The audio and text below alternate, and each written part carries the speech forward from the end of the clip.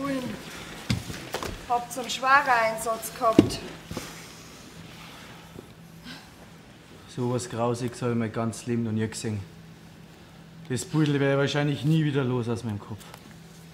Das ist mir meine 25 Jahre als Kommandant noch nicht untergekommen. Dass ich sowas nur erleben muss. Wie soll ich da gelegen sein? Kreuz und quer. Übereinander. Du stehst hilflos da und kannst nichts machen. Das ist ja furchtbar. Wie viel sind denn? Du weißt schon. Nein. Ich würde sagen, mindestens 3.000, 4.000. War das ein Zugunglück? Der Sattelzug von der Brauerei.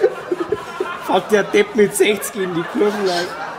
Und patsch, das ganze Bier auf der Straße. Alles hin.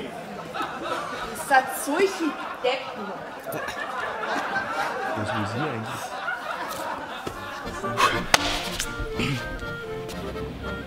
Ja! Ja, ja Franz, dann lieferst du das Kindergartenfest. Ja.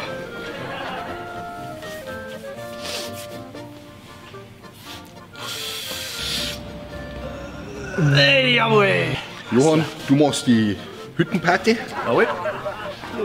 Das gibt's doch nicht. Das gibt's doch nicht. Warum immer ich? Ja, Sebastian, und du lieferst bitte das Feuerwehrfest. Das ist doch einfach nicht fair. Ja, was ist schon fair, gell?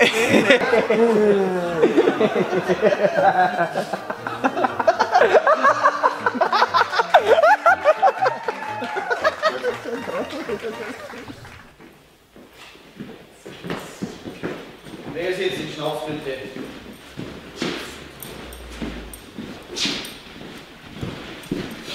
Aber ich schaut's aus, als hätte es einen schweren Einsatz gehabt. Wo hat's denn brennt? Beim Hindelbauern. Beim Hindelbauern. Uiuiui, hat's viel erwischt. Das Wohnhaus, die Stall oder die Viecher? Nein, war Gott sei Dank alles nicht so schlimm. Die Feuerwehr von Niederasbach hat ja das Schlimmste verhindern können. Die Niederasbacher waren die eher da als wie es. Ja, waren's. Ja, aber warte mal, die haben noch 10 Kilometer weiter weg vom Hinterhof als wie ihr. Ja, aber die haben offensichtlich einen Maschinisten, der das Löschfahrzeug regelmäßig tankt. Au weh. Super! Und die anderen löschen schon, während wir an der Tankstelle stehen. Schand! Ja, das gehen wir uns die nächsten 20 Jahre anhören. Dankeschön!